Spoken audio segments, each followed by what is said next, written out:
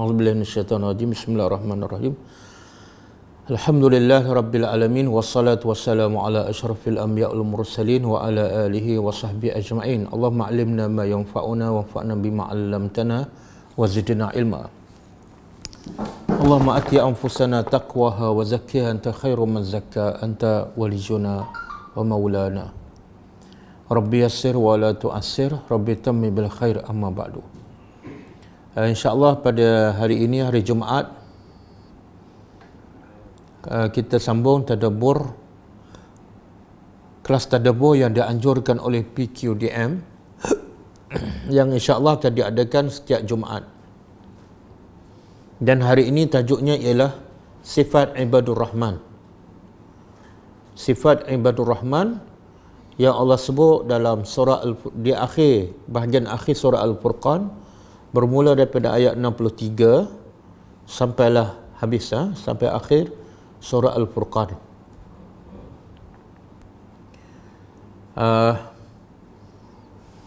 Sifat Ibadur Rahman, perkataan Ibadur Rahman Allah sebut dalam ayat 63, A'udzubillahi minasyaitonir rajim wa Ibadur Rahman, dan hamba-hamba Allah.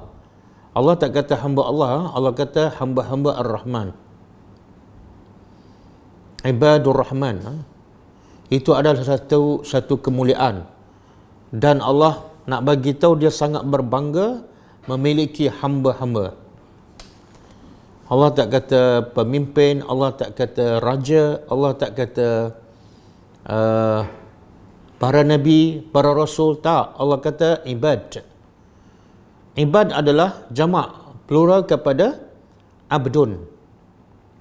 Dan manusia yang paling mulia di sisi Allah, manusia yang paling mulia, yang paling tinggi darjah di sisi Allah, ialah manusia yang digelarkan hamba oleh Allah Subhanahu wa ta'ala. Maknanya semakin dia bersifat hamba, semakin dia tunduk dan patuh kepada semua kehendak Allah, maka sebenar dia semakin tinggi kedudukannya di sisi Allah Subhanahu wa ta'ala. Lepas tu dalam satu hadis Nabi kata, ma tawada'a ahadun lillah illa rafa'ahu. Hadis sahih riwayat Muslim.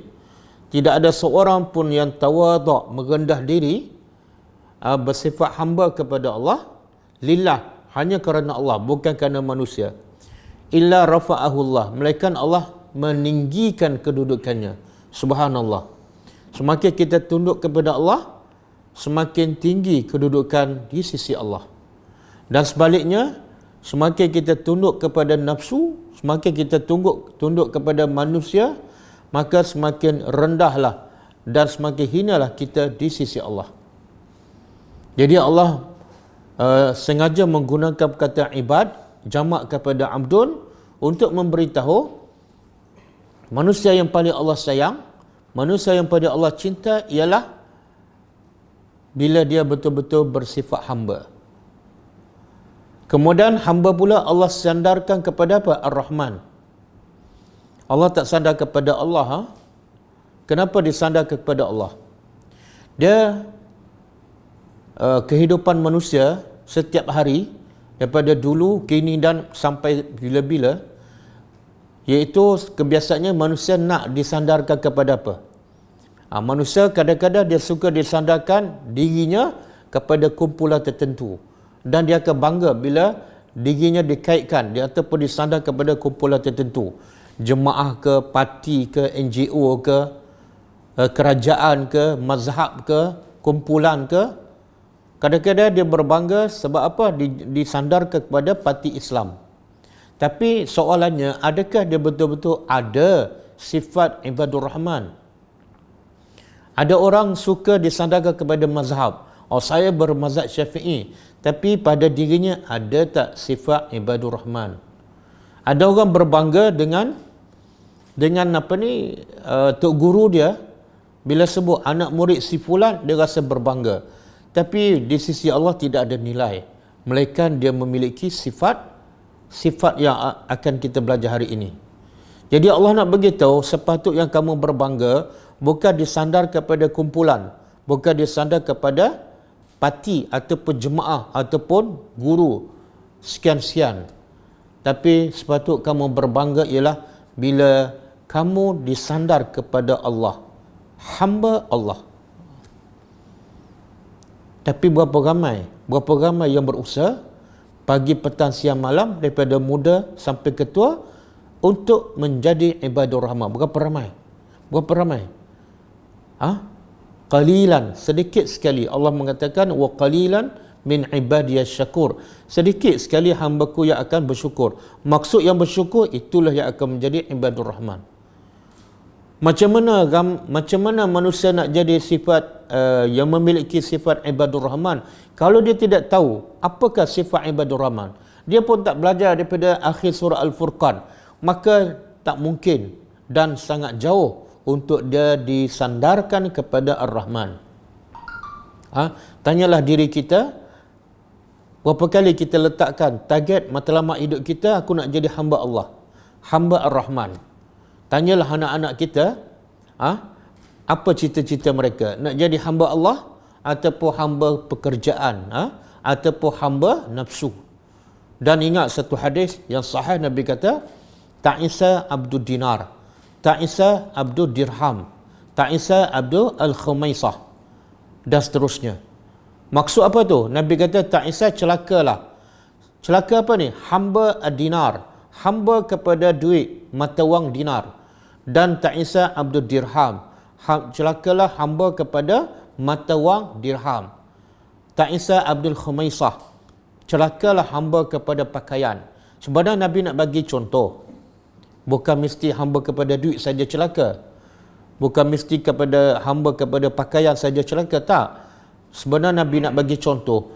Semua yang menjadi hamba selain kepada Allah, semuanya celaka. Berapa ramai hidup manusia, matlamat dia ialah duit. Pagi fikir duit, petang fikir duit, malam kira duit, besok cari duit lagi. Maka Nabi kata celakalah orang ni. Sebab dia bukan ibadur rahman, hamba ar-rahman. Berapa ramai yang menjadi hamba kepada nafsu makan. Jadi yang dia fikir pagi nak makan apa, tengah hari nak makan apa, malam nak makan apa, besok nak makan kat mana. Maka celakalah orang ni. Berapa ramai yang jadi hamba kepada pakaian. Besok nak pakai pakaian macam mana, minggu depan nak pakai yang mana, nak beli apa lagi, celakalah mereka. Celakalah hamba yang menjadi hamba kepada kereta. Asyik tukar kereta baru, asyik jaga kereta lebih daripada jaga hati dan imannya. Celakalah orang ini. Jadi yang tak celaka, yang selamat, yang bahagia satu je, iaitu orang yang hanya memikirkan bagaimana aku nak jadi hamba Allah. Apa yang patut aku buat untuk Allah redha kepada aku. Aku nak cakap yang Allah redha, aku nak tengok yang Allah redha, aku nak dengar yang Allah redha, yang aku nak buat yang Allah redha walaupun manusia tak redha. Berapa ramai tak ramai.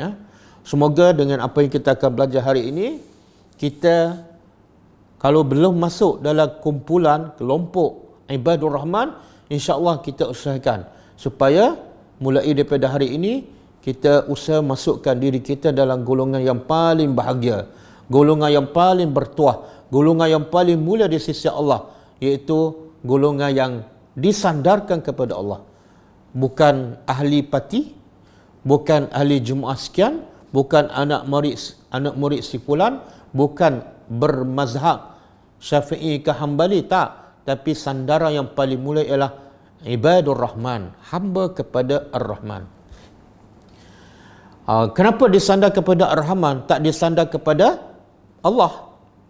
Ada ayat yang innal abrar yashrabuna min ka'sin kana mizajuha kafura yashrabu biha ibadullah. Ada ketika Allah sandarkan kepada Allah ibadullah dalam surah Al-Insan. Tapi dalam surah Al-Furqan Allah sandar kepada Ar-Rahman. Apa maksud? Mesti ada sesuatu. Setiap perkataan yang Allah pilih dalam Al-Quran mesti ada maksud yang tersendiri. Bila Allah sandarkan hamba-hamba ini kepada sifatnya Ar-Rahman, Allah nak bagi tahu, kalau orang ni betul-betul jadi hamba kepada aku, maka pastilah, wajiblah baginya mendapat rahmat aku. Dan wajiblah hidupnya penuh dengan rahmat aku. Dan kemuncaknya di akhirat besok wajib ke atasnya untuk mendapat rahmatku yang sangat besar di dalam syurga yang kekal abadi. Ya Allah, apa lagi nikmat yang lebih besar daripada mendapat rahmat Allah? Dan apa lagi celaka yang paling besar bila kita menjadi hamba kepada nafsu, hamba kepada duit, hamba kepada manusia.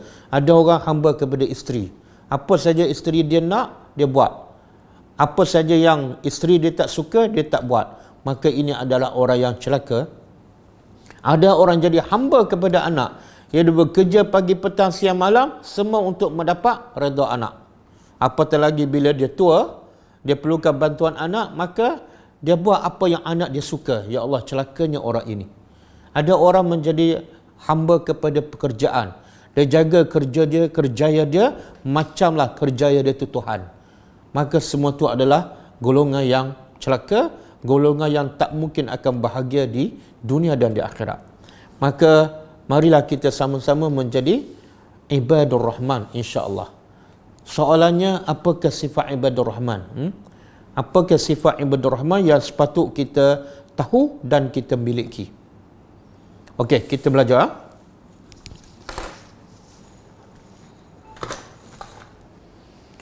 A'udzubillahi minasyaitonirrajim. Wa ibadur rahman, dan ibad hamba-hamba. Abdun, kalau mufrad abdun, kalau jamak dia ibadun. Kita biasa sebut perkataan ibad kan masa tahiyat akhir. Assalamualaikum wa ala Assalamualaikum ayuhan nabi, Assalamualaikum ibadiyas salihin, kan, hamba-hambaku yang salih. Jadi perkataan abdu ni adalah satu pangkat, satu kedudukan yang tertinggi di sisi Allah.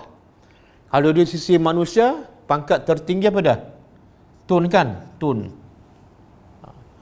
Tapi yang ni di sisi Allah tidak ada nilai satu sen pun. Yang ada nilai ialah abdun. Sebab tu Allah memuji Nabi, Allah menggelarkan Nabi apa? Abdun. Bagaimana dalam surah Al-Isra, Subhanallazi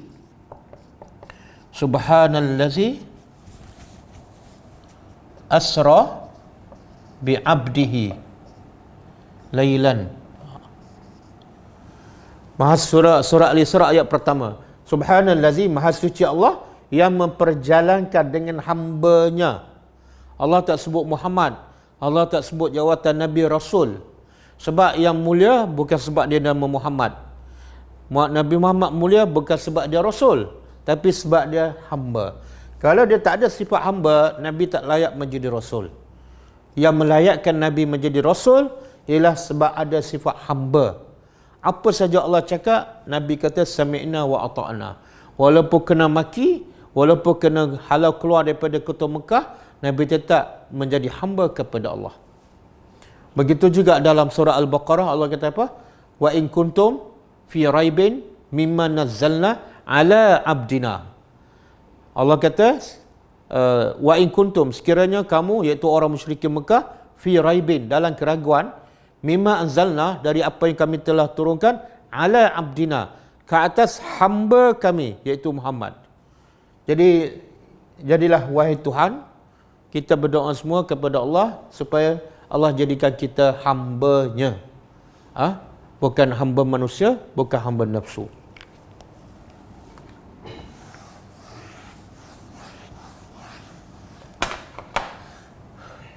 Hamba Ar-Rahman, yang penyayang.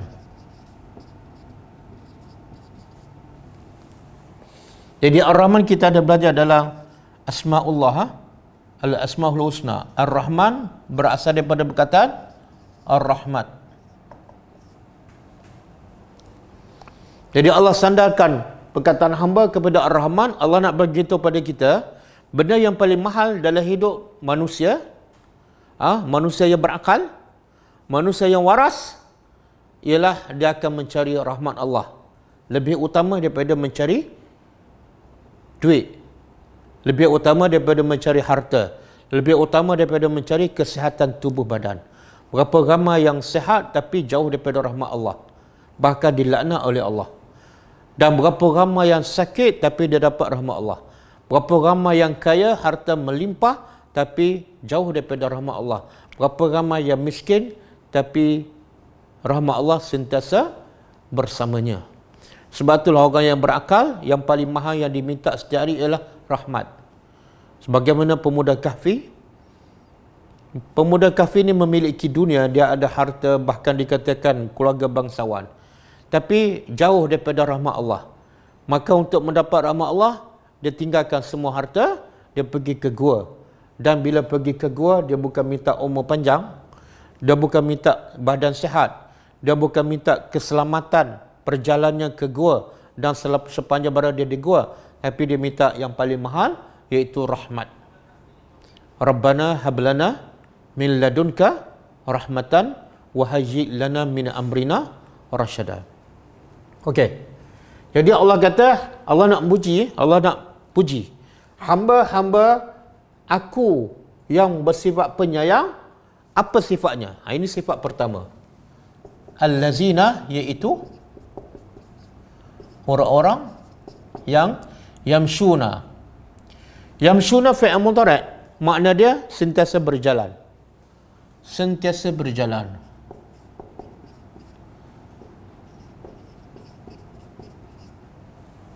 Alal ardi, atas muka bumi. Haunan apa makna?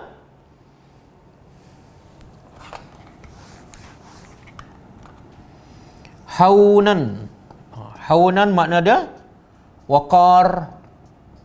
waqarun, sakinah, tawadhu'. Ini semua package. Haunan makna orang yang berjalan dalam keadaan tenang, tidak terlalu cepat, tidak terlalu slow ataupun lembab. Sakinan juga lebih kurang waqar, tenang, tidak kelam kabut, dan tawadhu', rendah diri. Subhanallah. Allah sebut sifat pertama ibadur rahman, merendah diri.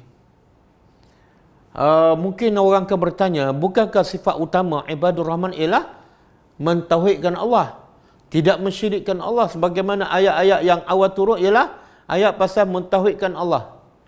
13 tahun Nabi berdakwah di Mekah, fokusnya ialah mentauhidkan Allah, menjauhkan daripada perbuatan syirik dan kufur.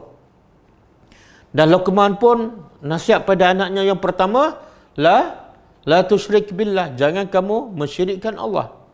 Tiba-tiba bila nak sebut sifat ibadur rahman, Allah sebut yang pertama rendah diri, bukan mentauhidkan Allah. Kenapa? Apa yang penting sangat ni? Persoalan ini persoalan yang pelik lah. Macam mana ni? Sifat pertama ibadur rahman, rendah diri, bukan betul akidah, bukan menjauhkan daripada syirik. Sebenarnya ada jawapan ke?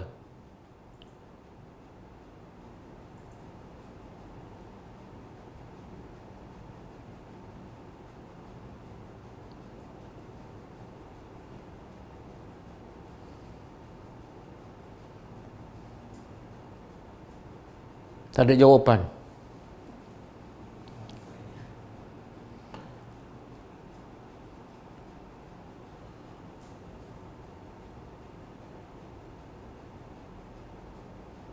Tundukkan hati. Jawapannya rendah diri, sombong. Bukan. Soalan dia, kenapa sifat pertama dan yang utama Allah sebut dalam sifat ibadur rahman ialah merendah diri?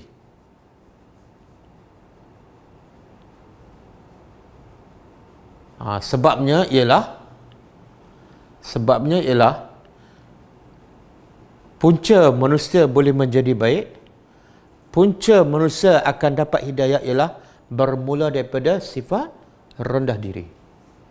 Bila orang tu rendah diri, semua sifat lain, semua kebaikan lain akan datang dengan mudah bila dia rendah diri.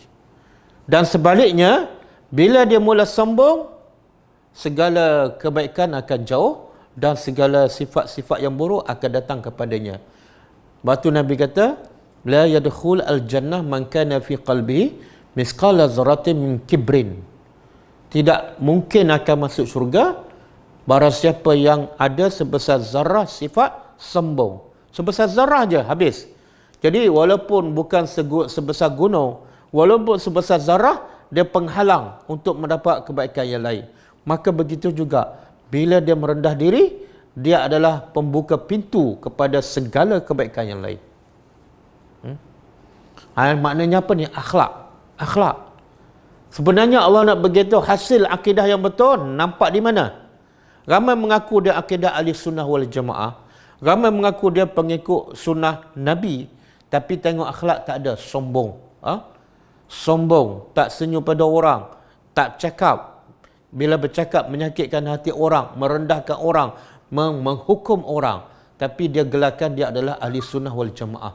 Itu semua adalah tak sama dengan hakikat yang sebenar. Sebab tu Allah fokus dalam sifat ibadur rahman yang pertama pada akhlak. Akhlak yang paling utama. Sebab tu Nabi kata, innama bu'istu liutammima makarimal akhlak. Aku diutuskan tidak lain tidak bukan asasnya betulkan akidah, tapi tujuan utama membetulkan akhlak. Bermula daripada akidah yang betul akan melahirkan akhlak yang mulia.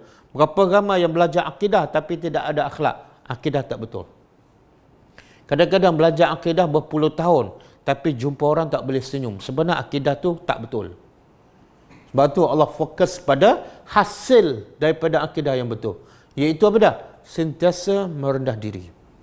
Dan kalau kita tengok akhlak Nabi, Nabi lah orang yang paling merendah diri. Walaupun dia paling tinggi, paling mulia di sisi Allah dan di sisi manusia. Tapi dialah yang paling merendah diri. Banyak contoh-contoh hadis-hadis yang menunjukkan Nabi adalah orang yang paling merendah diri. Antaranya apa? Nabi pernah naik unta. Nabi pernah naik unta dengan Abdullah bin Abbas. Walaupun dia seorang Nabi, walaupun dia seorang pemimpin negara, tapi dia hanya kenderaannya unta. Kemudian dia pula membonceng dengan budak kecil. Nabi bila jumpa kanak-kanak, Nabi yang mula senyum. Nabi yang mula bagi salam. Walaupun dari segi adab, sepatut budak bagi pada orang tua. Tapi sifat rendah diri Nabi menjadikan Nabi berlomba untuk bagi salam walaupun kepada budak kecil. Dan banyak lagi contoh-contoh yang menunjukkan akhlak Nabi adalah akhlak yang paling-paling mulia. Dan sebab akhlak inilah ramai tertarik dengan Islam. Bukan sebab ceramah Nabi, bukan sebab forum Nabi, bukan sebab apa lagi seminar yang Nabi buat, tak. Yang ramai tertarik dengan Islam ialah sebab akhlak Nabi, dan akhlak yang paling utama ialah merendah diri. Lepas tu bila Nabi diberi pilihan oleh Allah nak jadi, sama ada nak jadi raja, Nabi yang bersifat raja, yang ada kerajaan, yang ada kehebatan, ataupun nak jadi Nabi yang bersifat hamba, yang sentiasa merendah diri, maka Nabi pilih menjadi Nabi yang bersifat hamba. Sebab Nabi tahu dengan akhlaklah boleh mengetuk hati manusia, dengan akhlaklah boleh mengubah minda manusia. Haunan, berjalan rendah diri.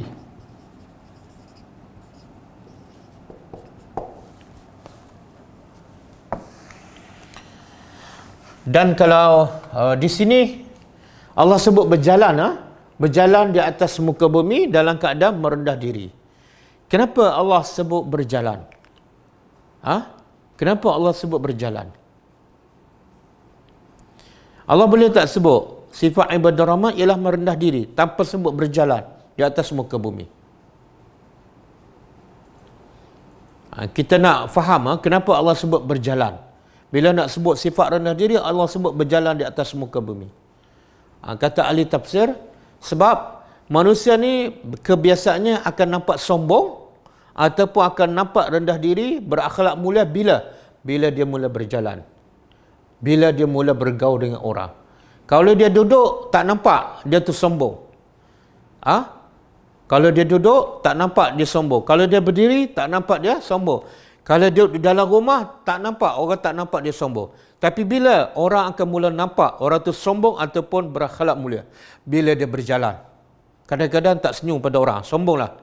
Kadang-kadang tak tengok pada orang. Kadang-kadang tak bagi salam. Kadang-kadang orang bagi salam, dia tak jawab, sombong. Termasuklah berjalan dengan kereta. Berjalan dengan kereta mewah ataupun kereta mahal, bawa laju dan potong orang, sombong. Kadang-kadang dengan pakaian. Bila dia berjalan tu, angkat bahu. Sebab apa? Pakaiannya mahal. Dan bila duduk sebelah orang miskin, bila ada orang miskin duduk sebelah, dia akan menjauhkan diri, sombong. Jadi orang tu akan nampak sombong bila dia mula berjalan, bila dia mula bergaul dengan orang. Sama juga dengan Luqmanul Hakim.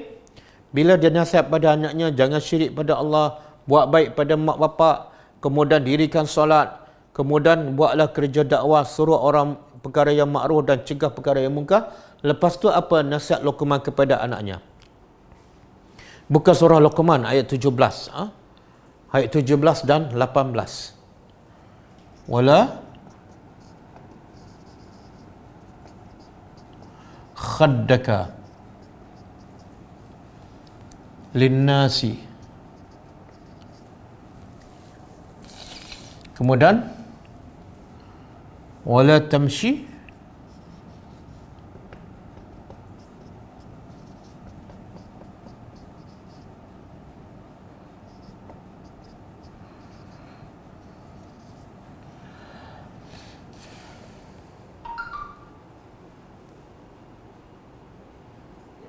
ha 17 ya.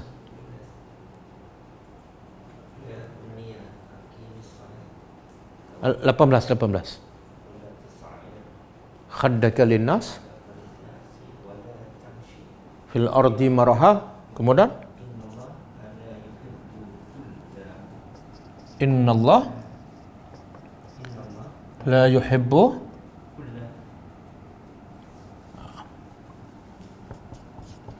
innallah la yuhibbu kulla mukhtalin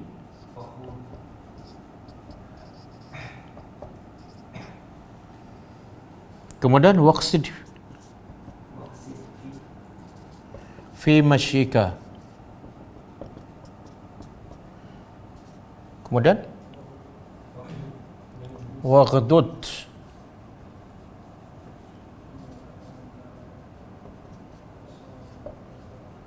min sautika inna ankaral aswat sautul hamir.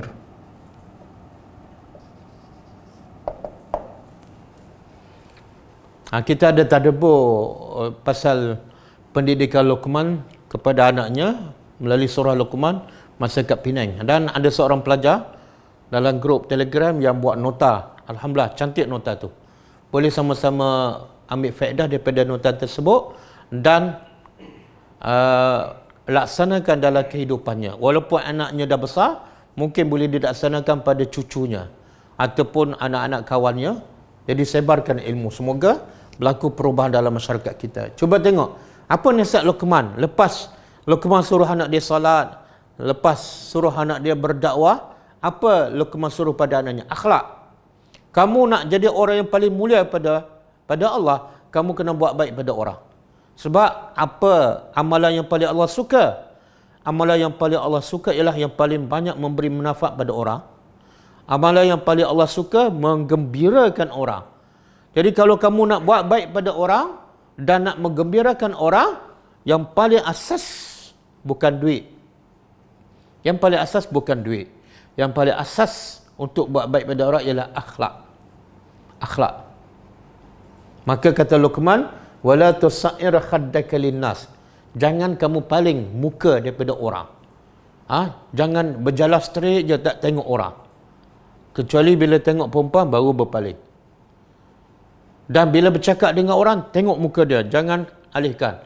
Tapi tengok sekarang anak-anak kan, bukan dengan orang lain, dengan mak bapak pun tak beradab. Dengan mak bapak pun bila bercakap berpaling. Muka ke lain. Tapi dalam masa sama bercakap dengan mak bapak. Jadi gagal pendidikan di sekolah.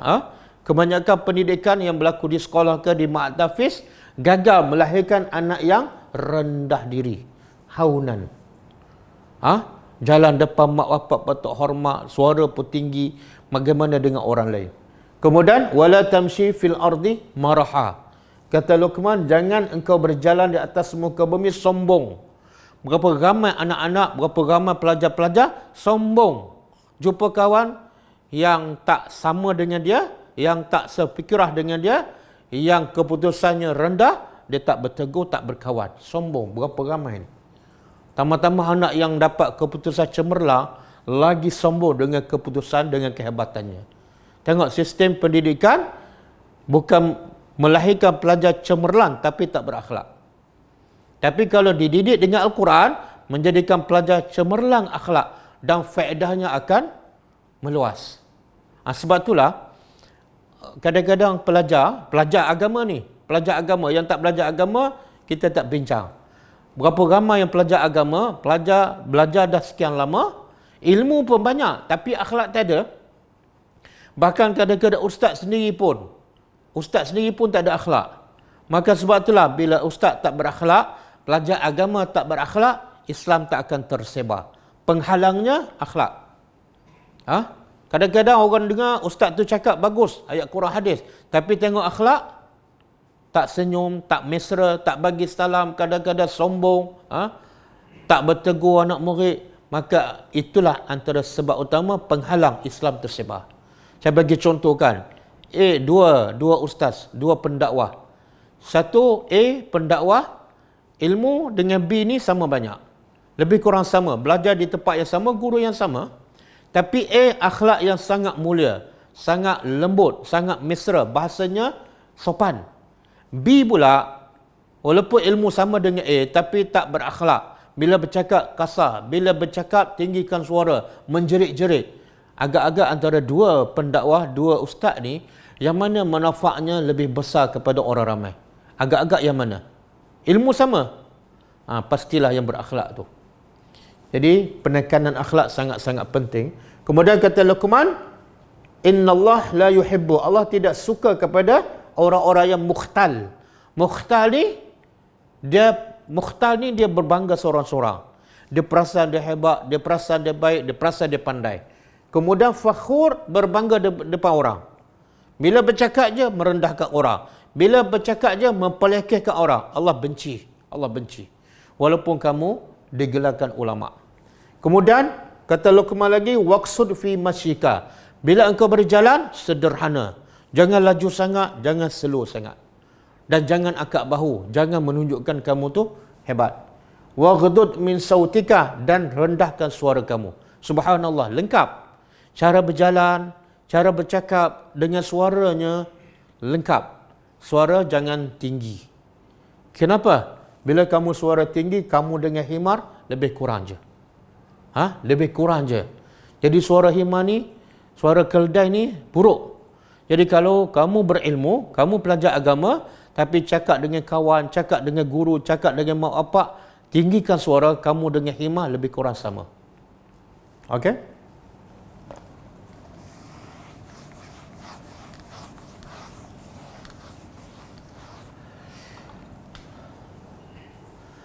Okey, kemudian apa lagi sifat dia? Wa iza khatabahumul jahilun, dan apabila khatabahumul jahilun, bercakap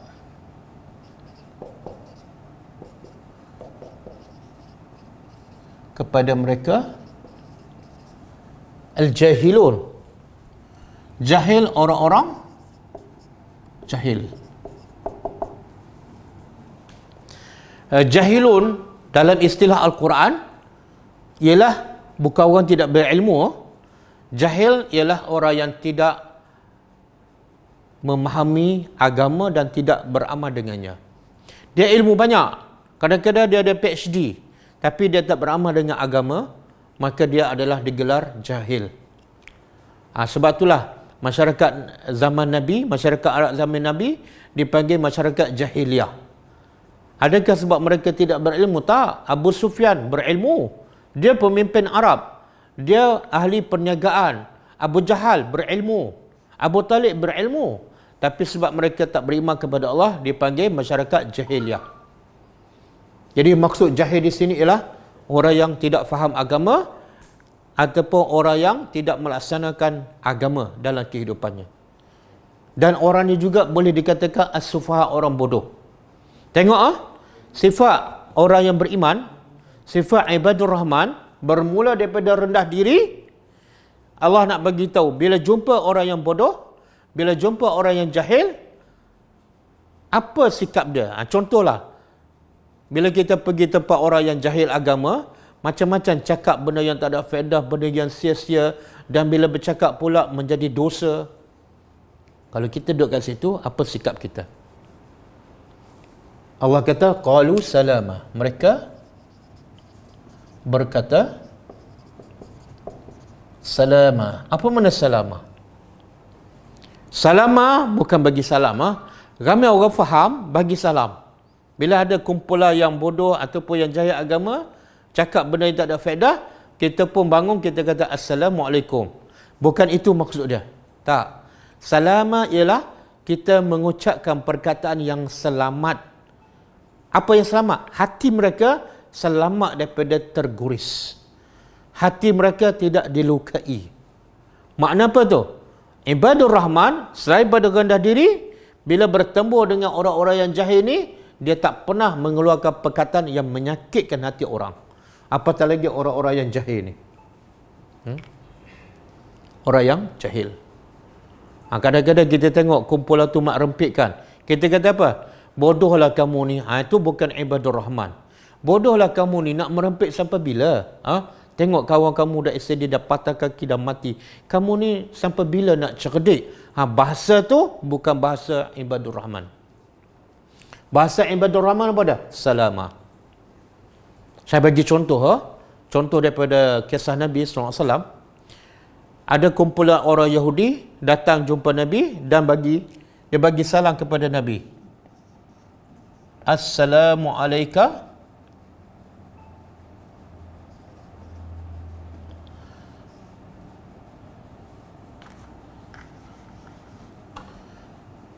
Assalamu alayka ya Rasulullah. Assamu bukan assalamu.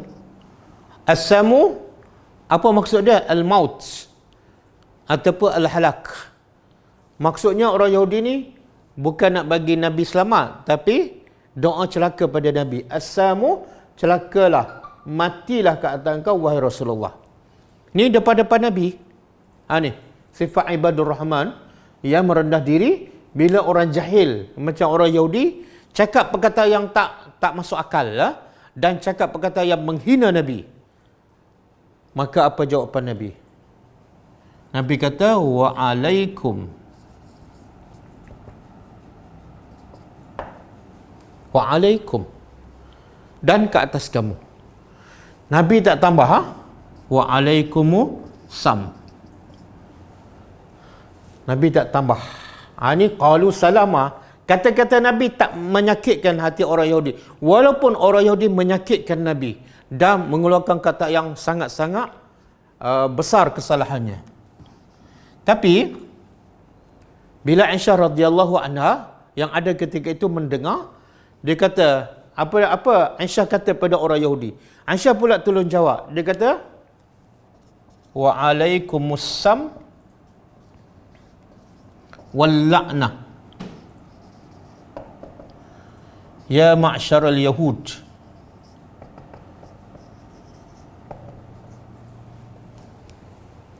Aisyah bila dengar Nabi jawab wa'alaikum je, Aisyah tak puas hati. Maka Aisyah pun jawab tambah. Dia kata wa'alaikum. Aisyah jawab kepada orang Yahudi, assam, ke atas kamu celaka, kematian, wal la'nah, dia tambah lagi, dan ke atas kamu juga laknat Allah, wahai orang-orang Yahudi. Tengok akhlak Aisyah dengan akhlak Nabi. Aisyah cakap tu tak salah. Memang orang Yahudi patut didoakan yang tak baik sebab dia kurang hajar, biadab dengan Rasulullah. Memang patut. Tapi sebab ibadur Rahman akhlaknya sangat mulia.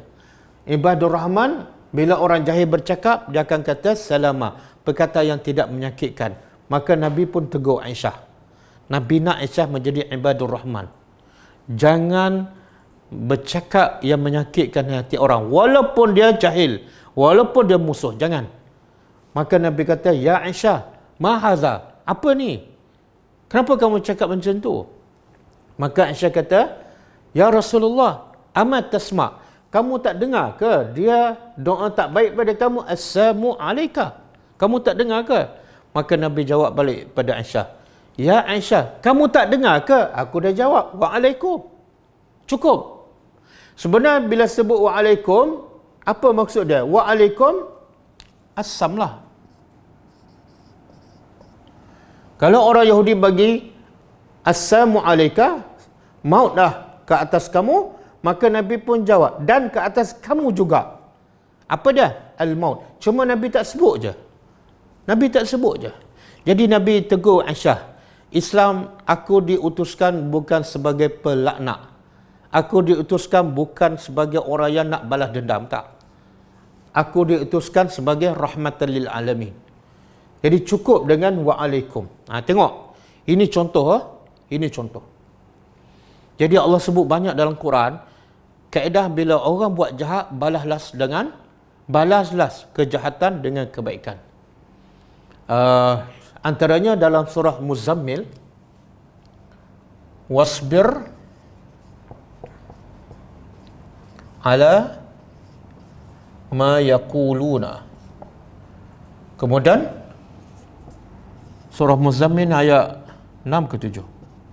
Wahjurhum hajran jamila.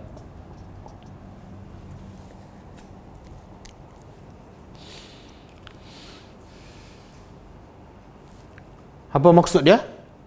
Wasbir, sabarlah. Setelah Allah suruh Nabi bangun malam, ya ayyuhal muzammil qum min laila illa qalila, wahai orang yang berselimut, bangun malam kecuali sedikit je. Kemudian ya ayyuhal muzammil qum min laila illa qalila nisfahu, separuh, au zid alaihi, ataupun tambah lebih pada separuh, awin qus minhu qalila, ataupun kurang daripada separuh. Kemudian Allah kata pada Nabi, warattilil Qur'ana tartila, bacalah Quran, tadabburlah Al-Quran di waktu tengah malam. Kenapa? Al-laila nasyi'atal lail, inna nasyi'atal laili ashaddu wat'an wa aqwa muqila. Kerana malam itu sangat memberi kesan kepada jiwa. Sebab malam dah sunyi, sepi, tak ada tugas dan tak ada kesibukan. Kemudian Allah bagi nasihat pada Nabi, wasbir, sabarlah, ala ma yaquluna, atas apa yang mereka cakap. Mereka kata gila, sabar. Mereka kata kamu tukang sihir, sabar. Mereka doa celaka pada kamu, sabar.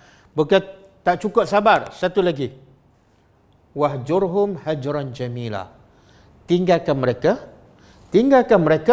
hajran jamila, dengan tinggal yang cantik. Ni qalu salama dihuraikan dengan ayat ni, wahjurhum hajran jamila, tinggalkan mereka, abaikan mereka, tapi dengan cara yang tidak menyakitkan mereka. Jangan kata kamu ni puak-puak tak boleh pakai, kamu ni memang ahli neraka, kamu ni tak payah layanlah, sia-sia buang masa. Perkataan tu bukan jamil. Inilah cabaran. Cabaran kita, khususnya bila kita berdakwah, kadang-kadang kita tak sabar. Kadang-kadang dah sabar, dia cakap tak elok, tapi kita tak jawab. Tapi cara kita tinggal dia tu menyakitkan. Kadang-kadang dengan gaya tangan, dengan memek muka tu, tidak ada jamilah. Jamilah. Dan juga Allah sebut dalam surah Fussilat, ayat 36. Surah Fussilat ayat 36.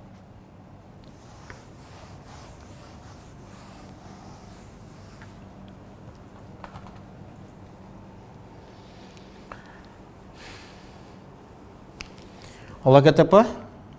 Wala tastawil hasanatu ha.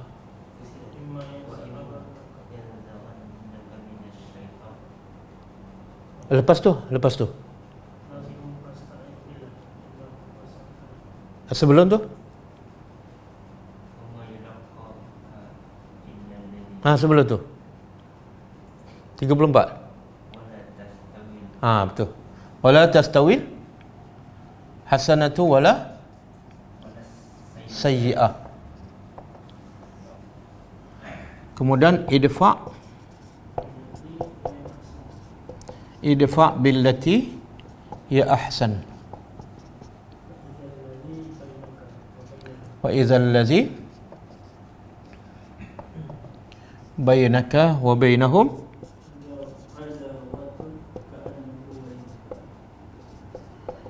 ka'annahu waliyyun hamim.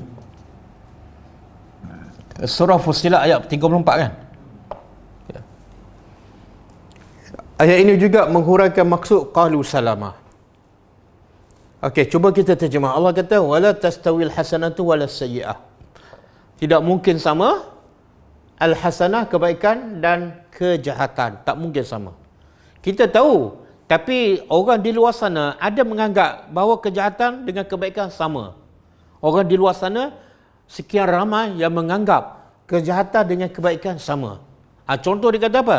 Ada yang pergi masjid, tak kaya-kaya pun, aku tak pergi masjid. Tapi kaya. Jadi seolah dia rasa tak pergi masjid tu okey. Tak pergi masjid dengan pergi masjid sama je. Allah kata tak sama. Kemudian Allah kata idfa' billati. Tolaklah as-sayyi'ah.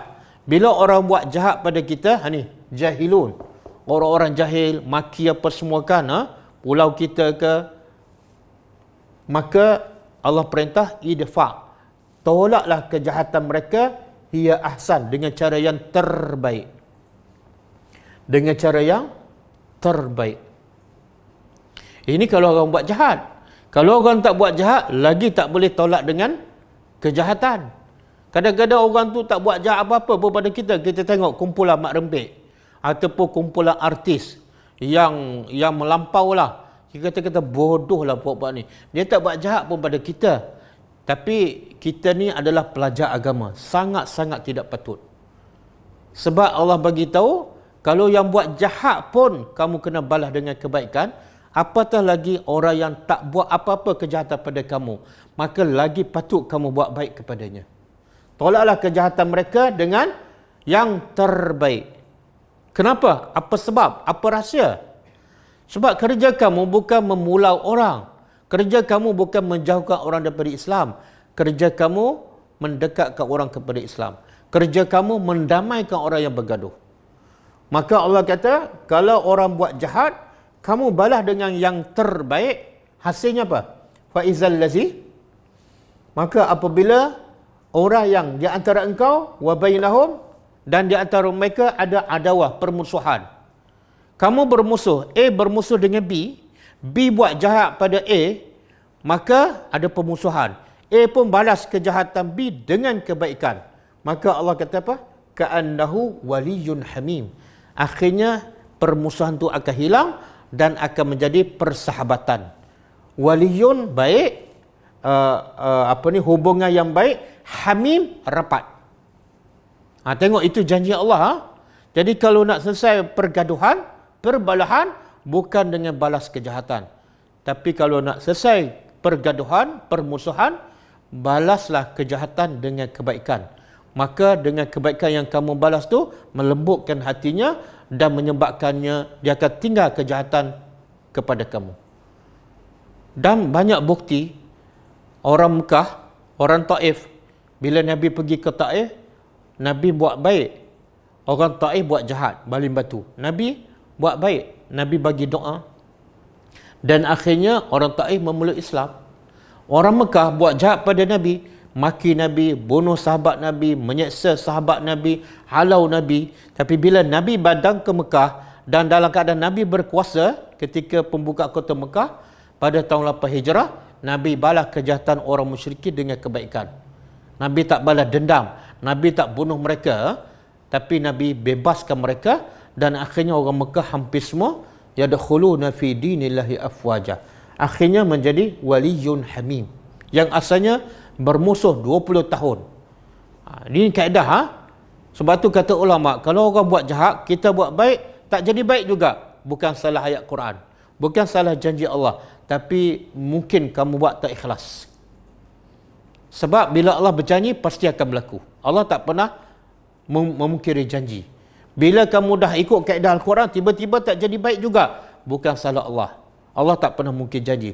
Mungkin kamu buat tak ikhlas, ataupun kamu buat tak cukup banyak, tak cukup banyak menyebabkan hasilnya tak menjadi. Okey. Di sini juga ayat 63 saya nak tekankan khususnya kepada pelajar agama. Ramai pelajar agama, termasuklah pelajar tadabbur, tidak berakhlak. Kadang-kadang benda paling simple je. Jumpa tak senyum, jumpa tak bagi salam. Padahal kadang-kadang duduk sama satu kelas, berselisih, tak bertegur, tak berakhlak. Jadi macam mana Islam nak tersebar kalau yang belajar agama, yang tadabbur Al-Quran pun tak berakhlak mulia, tidak ada sifat rendah diri. Dan inilah punca yang belajar agama ni, ilmu tak bertambah, akhlak tak berubah. Sebab apa? Ada sifat sombong. Kalau dia ada sifat rendah diri, dengan semua orang dia senyum, walaupun tak seguru dengan dia, walaupun tak sekelas, walaupun fikrah berbeza, tapi dia sentiasa rendah diri. Dengan semua orang, dia senyum, dia bagi salam, dia bertegur. Apatah lagi, senyum adalah sedekah. Kenapa kamu nak kedekut untuk diri kamu? Kamu senyum, yang paling banyak dapat ganjaran pahala kamu, bukan dia. Bahkan Nabi kata, antara amalan yang paling Allah suka ialah menggembirakan orang. Menggembirakan orang. Kadang-kadang dengan senyum, menggembirakan orang yang tengah bersedih.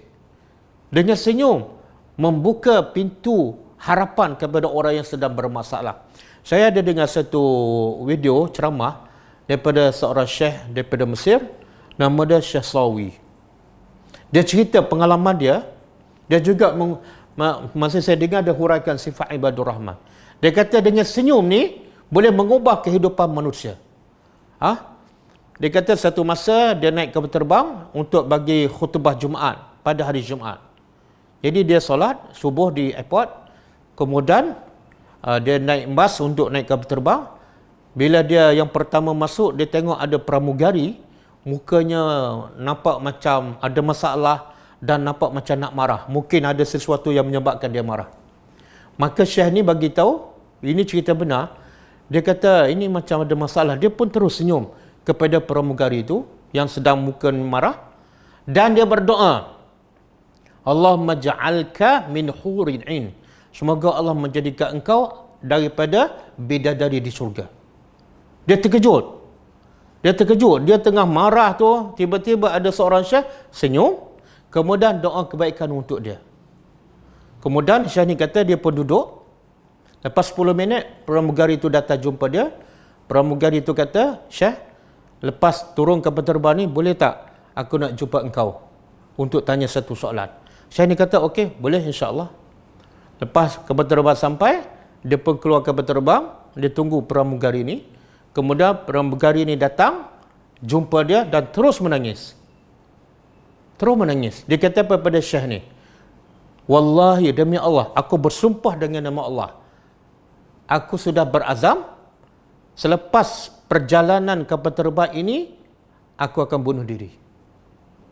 Aku dah bersumpah dan aku telah buat keputusan. Selepas perjalanan ni, flight yang terakhir ni, aku akan bunuh diri. Sebab apa? Sebab tidak ada dosa melainkan semua aku buat. Dan aku buat pula dosa-dosa besar. Macam-macam aku buat dosa. Aku nak jadi baik, nak tutup aurat, tak nak bergaul dengan lelaki, tak nak bercakap dengan lelaki. Tapi kehidupan menjadikan aku macam ni. Tetapi bila aku tengok engkau senyum pada aku, bila engkau pula berdoa kepada aku, mengubah tujuan aku untuk membunuh diri. Jadi aku nak tanya soalan ni, kalau engkau boleh jawab, aku akan batalkan tujuan niat aku untuk bunuh diri. Okey, boleh? Apa dia soalan? Pramugari ini bertanya pada Syekh, orang macam aku ni boleh tak masuk syurga dan jadi bidadari? Kata Syekh, Allah Karim, Allah sangat mulia. Allah sangat mulia. Allah sentiasa membuka pintu taubatnya 24 jam. Jahat macam mana, besar macam mana dosa, Allah sentiasa mulia kepada hambanya. Dan kalau kamu betul-betul ikhlas nak bertobat, jangan buat yang Allah marah. Jangan buat apa yang Allah marah. Mana tinggal maksiat kerana Allah, maka selepas tu kamu serah pada Allah. Allah akan permudahkan. Maka pramugari ni, dia kata, insya-Allah, dengan senyum kamu, dengan senyum je, bukan dengan ceramah, bukan dengan forum, dengan senyum je, boleh mengubah harapan seseorang. Berapa ramai yang belajar agama susah nak senyum. Sebab tu Syekh juga berkata, ada orang bang yang suka sedekah, masuk duit tabung masjid RM5 sehari. Ada yang suka bersedekah tabung subuh RM5, RM10 setiap hari, tapi jumpa orang tak boleh nak senyum. Bila dia sedekah tu, dia rasa dia macam bagi dunia pada orang. Bukan. Yang paling mahal bagi pada orang ialah menggembirakan orang, membuka pintu harapan. Kadang-kadang duit tak selesai masalah. Macam pramugari ni, duit banyak, tapi duit tak boleh menyelesaikan masalahnya. Apa dia? Kadang-kadang dengan senyum. Jadi senyumlah. Senyumlah. Kalau tak senyum, kita tidak ada sifat ibadur rahman. Kita ada sifat al-kibru, sombong. Okey. Jadi kita berhenti setakat ayat ni. Qalu salamah. Walaupun tulis banyak kan. Sebab benda ni kadang-kadang kita dah belajar, kita dah tahu, tapi sebab itulah, sebab kita sebenarnya kalau kita muhasabah diri kita, rasanya masih jauh daripada ibadur rahman. Kenapa? Sebab kita diajar daripada kecil lagi, hidup untuk senang kat dunia, hidup untuk makan, hidup untuk berseronok. Akhirnya kita tak mungkin jadi ibadur rahman. Bukan hidup nak cari redha Allah, makan nak cari redha Allah, bercakap nak cari redha Allah, nak bergaul pun nak cari, tak ada. Dalam kepala kita diri aku. Cuba tanya diri kita. Dalam satu hari, dalam satu minggu, dalam satu bulan, berapa banyak usaha kita, ilmu kita, kerja kita untuk membaiki, untuk membantu orang, berapa banyak? Dalam satu hari, dalam satu minggu, dalam sebulan, berapa banyak waktu kita habiskan untuk menggembirakan orang, berapa banyak?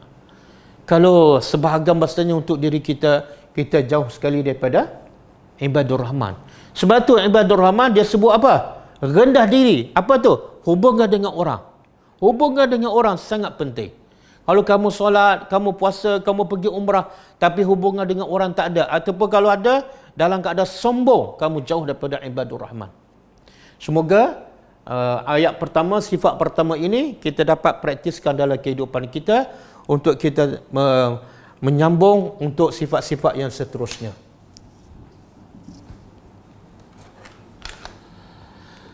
Ada soalan?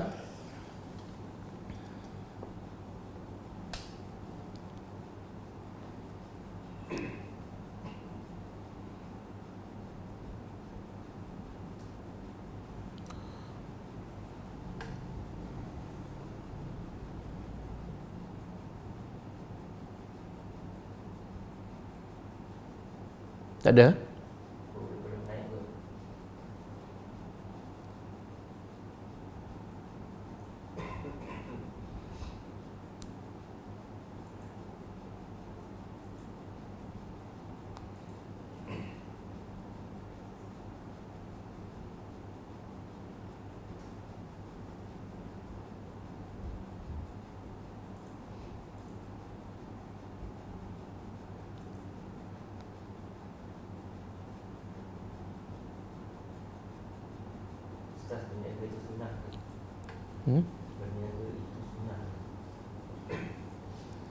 Tak, berniaga apa-apa kerja yang halal semua adalah digalakkan oleh agama. Jadi nak kata berniaga tu sunnah, tak ada dalil lah. Tak ada dalil. Sebab Nabi berniaga sebelum dilantik sebagai Rasul. Orang kita ni, minta maaf orang kita banyak menggunakan fakta di tempat yang salah. Banyak menggunakan fakta di tempat yang salah. Bila dia ada kepentingan berniaga, dia carilah hadis Nabi. Berniaga adalah sunnah. Nabi pernah berniaga. Tahu tak, Nabi berniaga sebelum dilantik sebagai Rasul. Kalau betul kamu nak ikut sunnah Nabi, buatlah kerja yang terbaik. Apa dia? Bukan berniaga, berdakwah. Ataupun kalau kamu berniaga, jangan kerana itu alasan dia adalah sunnah Nabi. Tak. Kamu berniaga untuk sponsor pendakwah. Okey. Mungkin kamu tak mampu berdakwah, tapi dengan perniagaan kamu menggerakkan pendakwah, iaitu orang yang terbaik. Itu kerja Nabi yang sebenar. Kerja Nabi yang sebenar ialah berdakwah. Kerja Nabi yang sebenar ialah pendakwah. Sebab tu yang terkena kaya Abu Bakar bukan Nabi. Yang terkena kaya Abdul Rahman bin Auf bukan Nabi. Jadi nak berniaga silakan, tapi jangan kata itu adalah sunnah Nabi. Wallahu a'lam. Kekok kalau senyum pada bukan muhrim. Tak.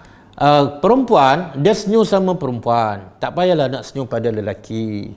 Ramai lagi perempuan, kenapa nak senyum pada lelaki yang bukan mahram? Okey, itu satu. Yang kedua, dia sebenarnya senyum pada lelaki tak salah. Yang salahnya, bila senyum pada lelaki yang mungkin kita tak kenal, dia boleh menimbulkan fitnah. Yang tu salah. Kalau senyum pada lelaki, walaupun bukan mahram, yang kita kenal dan kita yakin tak menimbulkan fitnah, maka tak salah. Contoh, senyum pada ustaz lelaki kan. Semua pelajar senyum, semua pelajar senyum, dan ustaz boleh tak senyum pada semua pelajar? Boleh, tak ada masalah. Tak salah. Tak salah. Jadi jangan, biasalah kita nak mulakan benda yang sunnah ditinggalkan sekian lama, memang kita rasa kekok, kita rasa pelik kan. Dan Nabi pun beritahu agama tu bermula dengan pelik. Bila dah lama ditinggalkan, nak mula balik rasa pelik je. Sebenarnya yang pelik itulah yang benar. Biasanya yang pelik itulah yang benar. Dan biasanya yang biasa itunya, biasanya bukan daripada sunnah Nabi SAW. Ibadur Rahman yang terbaik bermula daripada diri sendiri. Kalau diri sendiri dah okey, insya-Allah barulah merebak pada keluarga. Tapi kalau diri sendiri pun tak okey, janganlah harap dia boleh membaiki orang di luar sana. Dengan macam senang nak ada sifat. Ya, betul. Dengan macam senang, tapi sangat-sangat sukar. Orang yang hebat, orang yang terpilih sahaja yang boleh memiliki sifat ibadur rahman. Ini baru kita belajar satu ni. Ada banyak lagi, 6, 7, 8 lagi. Macam mana bila kita senyum orang tak balas? Subhanallah. Tadi dah cakap kan, Nabi orang maki pun Nabi senyum. Kita orang tak maki pun cuma tak balas dia. Relax. Sebab tanggungjawab kita senyum, bukan tanggungjawab kita memastikan dia balas senyuman kita. Bila kita senyum dan ikhlas, kita dah dapat pahala. Dia tak senyum, itu bisnes dia. Itu urusan dia. Jangan menyibuk pasal urusan orang. Sibuklah urusan kita. Apa dah? Aku kena senyum. Kamu tak senyum, itu urusan kamu. Tapi kalau dia tak senyum, kita pun tak senyum, kita dengan dia 2 kali 5, 5 kali 2.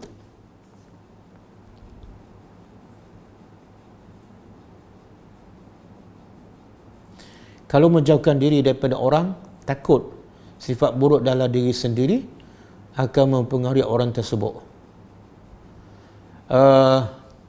Okey, kalau kita tahu kita ada sifat buruk, pertama sekali kita kena betulkan.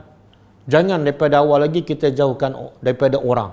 Sebab kita sifat buruk. Tapi kita tak baiki pun, itu salah. Kalau kita sifat buruk, betulkan. Kadang-kadang dengan bergaul dengan orang kita dapat pengalaman, dapat ilmu daripada dia dan membantu untuk kita memperbaiki diri. Kecuali kalau kita berkawan dengan orang, kita sifat buruk. Kita sifat buruk dan berkawan dengan orang yang menjadikan kita semakin buruk. Masa tu kita boleh tinggalkan sementara. Tinggalkan dia. Sebab Nabi pun pesan, Al-mar'u ala dini khalidihi falyanzur man yukhalilu. Seseorang itu akan mudah terpengaruh dengan akhlak kawannya. Maka Nabi pesan, pilihlah sahabat kawan yang berakhlak mulia, supaya kamu pun dapat tempias akhlak yang baik. Kalau susah hati macam mana nak senyum?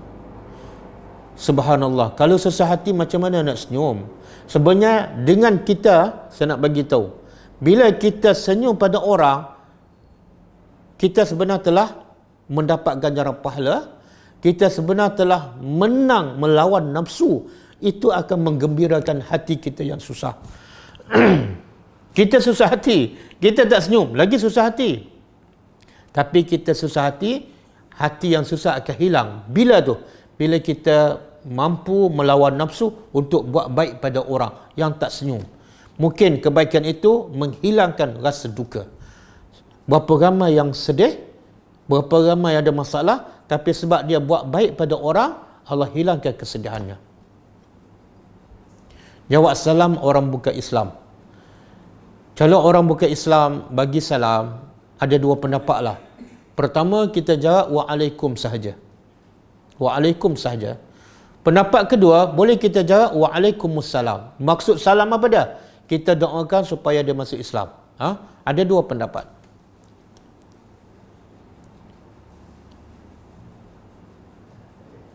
Ada dah, okey? Cukup lah. Kita sambung Ibadur Rahman akan datang insya-Allah. InsyaAllah kelas seterusnya hari Ahad. Kelas hari Ahad pukul 10.30, sambung tadabbur surah Ar-Ra'du. Kita tutup dengan membaca tasbih kafarah. Subhanakallahumma wa bihamdika asyhadu an la ilaha illa anta astaghfiruka wa atubu ilaik. Wa antum fajazakumullahu khairan.